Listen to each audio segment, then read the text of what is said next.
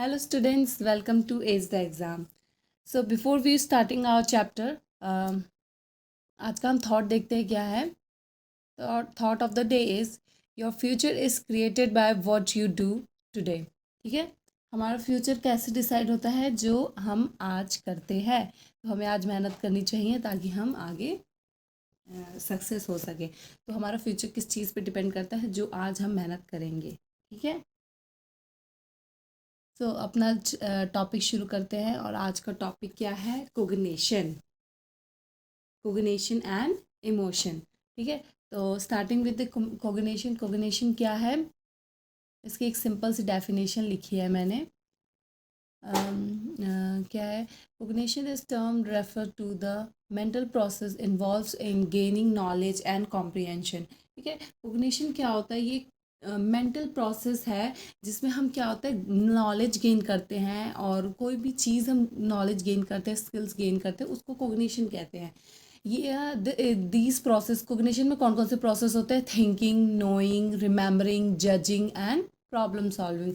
These are the cognitions. ठीक है, क्या होता है? हम सोचते हैं, हमें कुछ जानते हैं, रिमेंबर याद करते हैं, जज करते हैं, प्रॉब्लम सॉल्विंग स्किल्स रखते हैं. तो वो किस वजह से होता है?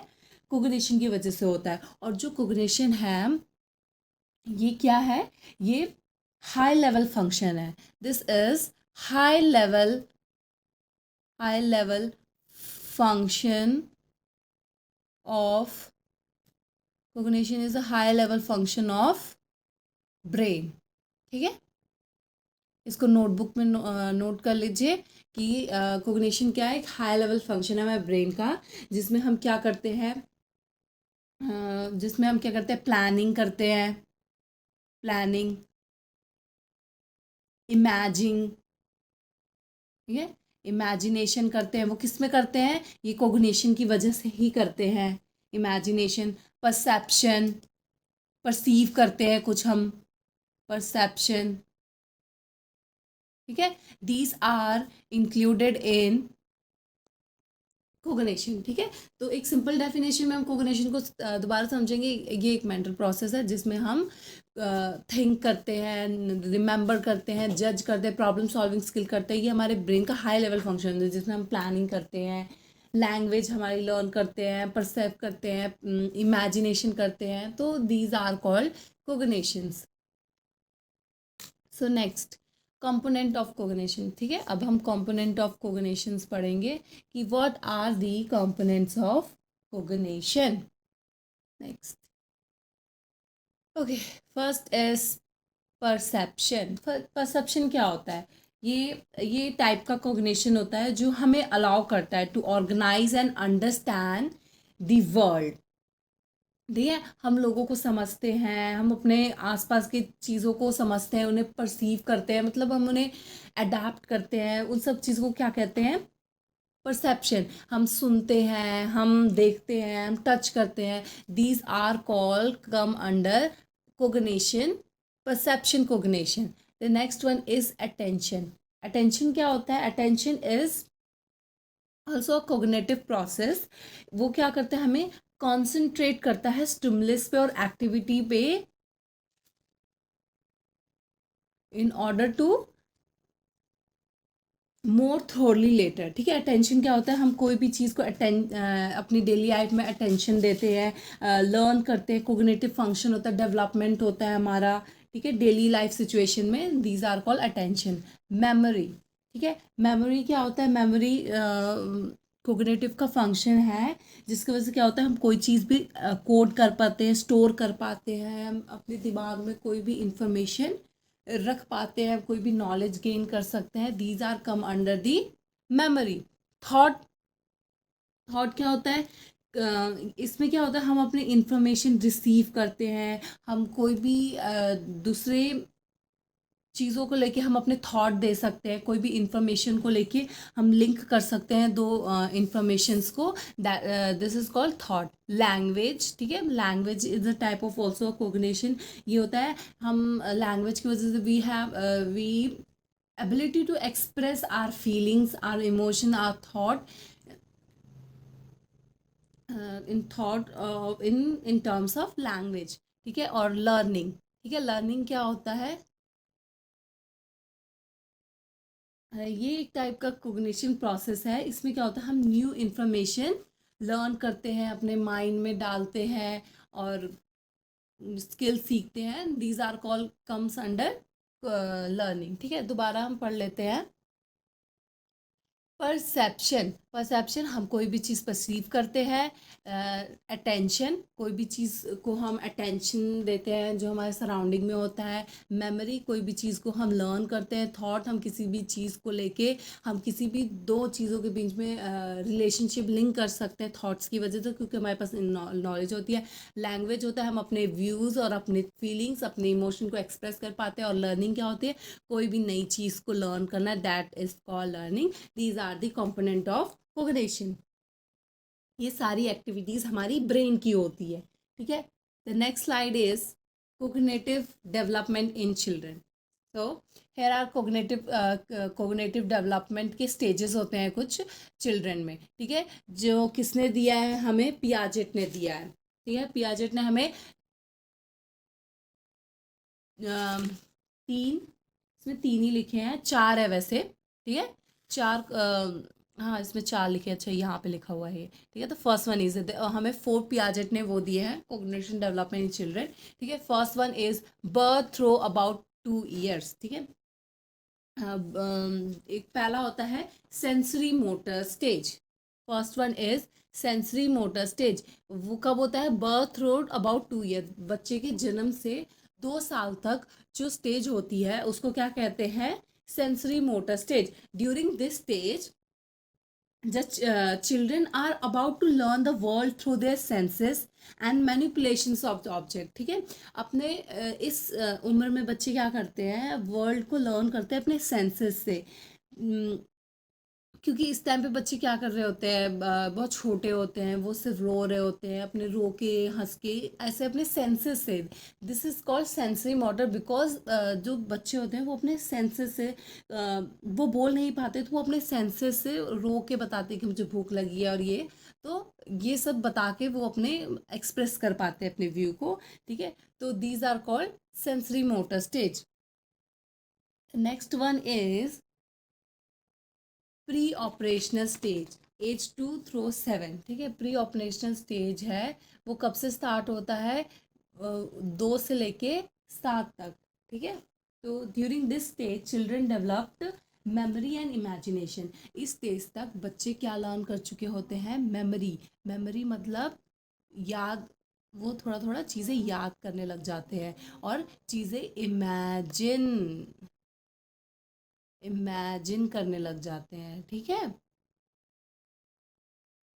ठीक है, प्री ऑपरेशनल स्टेज में बच्चे क्या, 2 से 7 साल के बच्चों के बीच में होता है प्री ऑपरेशनल स्टेज, और इसमें बच्चे को क्या आ जाती है, memory and imagination. they able to understand things symbolically and able to understand the idea of past and future.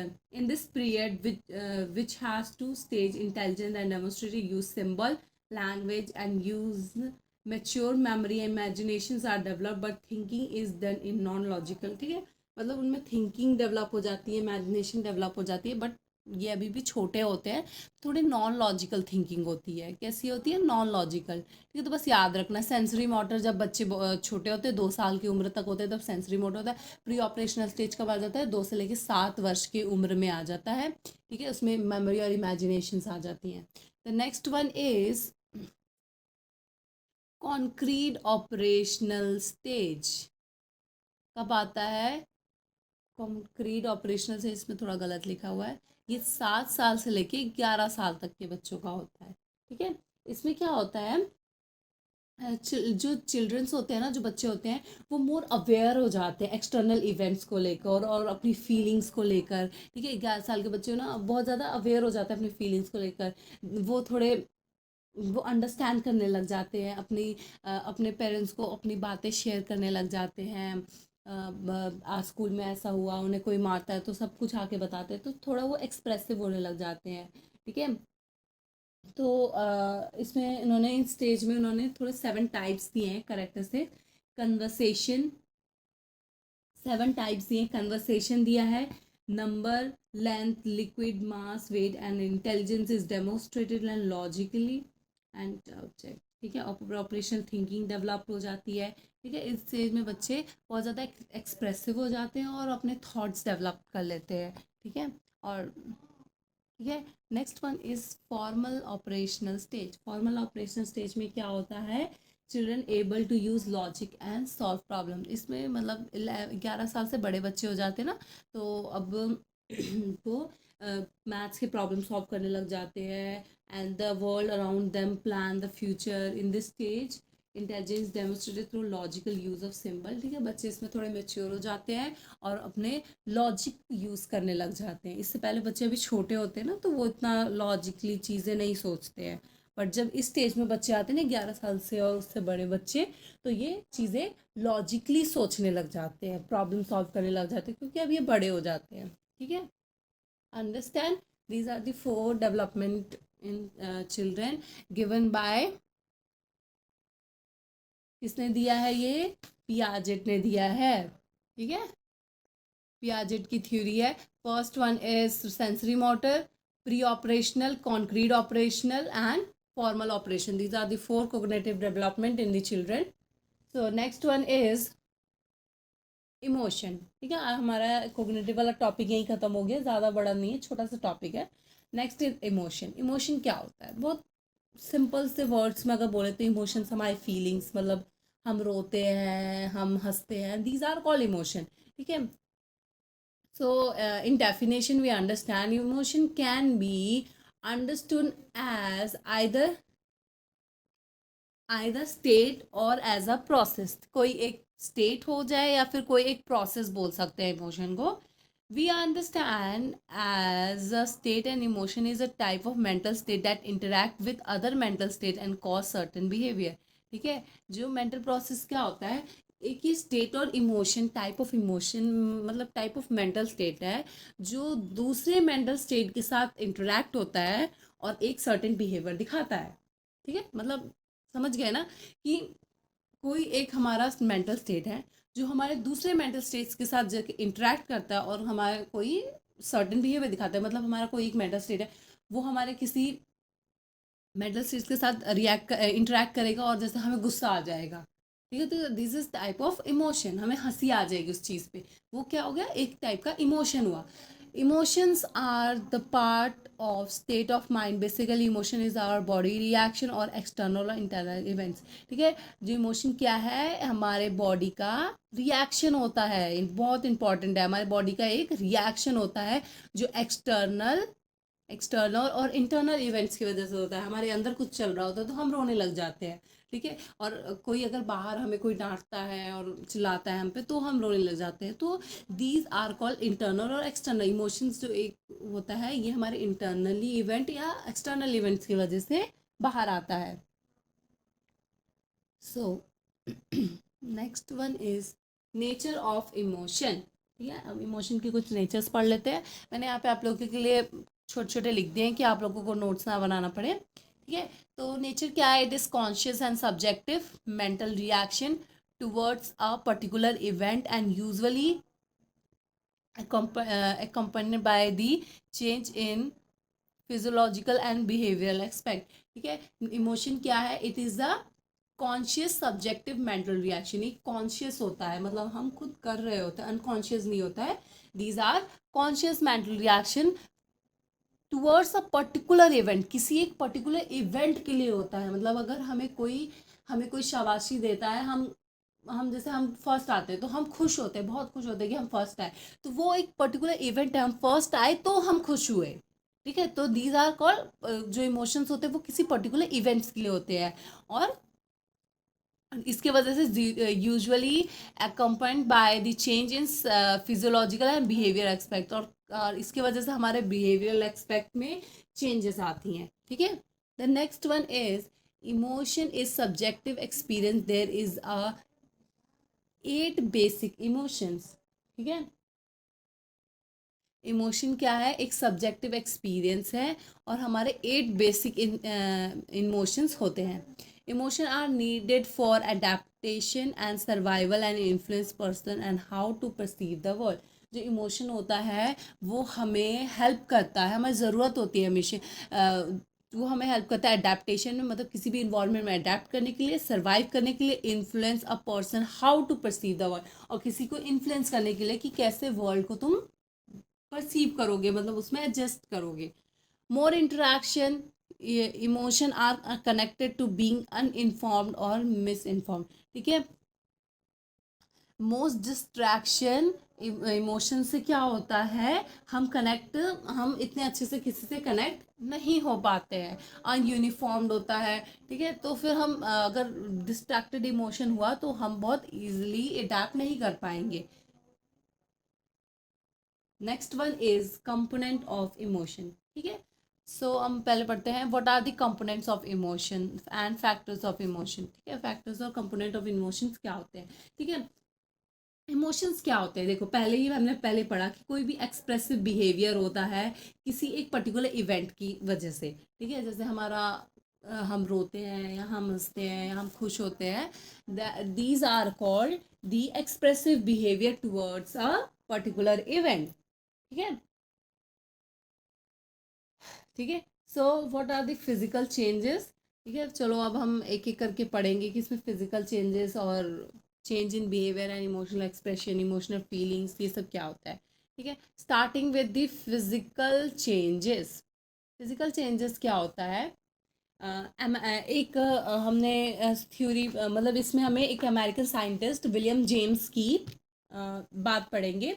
ठीक है, American scientist William James and Danish scientist Carl Lange both study the relationship between emotion and physical change in body. They independently propose the feeling and emotion depend on two factors: the physical change that occurs in body and person's understanding body change after the emotion event. James Clear believe that the physical change occur first and ठीक है, इसमें होता है एक William James होते हैं और एक कार्ल लेंज होते हैं। उन्होंने, इन दोनों ने ये बोला होता है, विलियम जेम्स ने ये बोला होता है कि कोई भी इमोशन होता है, फीलिंग होती है, तो क्या होता है, फिजिकल चेंज होता है हमारी बॉडी में, and the person understand the body change after the emotion event. ठीक है, इमोशन इवेंट के बाद फिजिकल चेंज होता है। और लेकिन कार्ल लेंज क्या कहते हैं कि नहीं, पहले इमोशन होता है उसके बाद नहीं, पहले इमोशन होता है उसके बाद ही बॉडी फिजिकल चेंज होता है बॉडी में। ठीक है, इन दोनों ने एक दूसरे से अपोजिट बोला था। ठीक है, the next one is change in behaviour and emotional expression. ठीक है, चेंज इन बिहेवियर एंड, ठीक है, हमारे उसके वजह से, हमारे इमोशन की वजह से हमारे चेंज इन बिहेवियर होता है और हमारे इमोशनल एक्सप्रेशंस में भी चेंज आता है।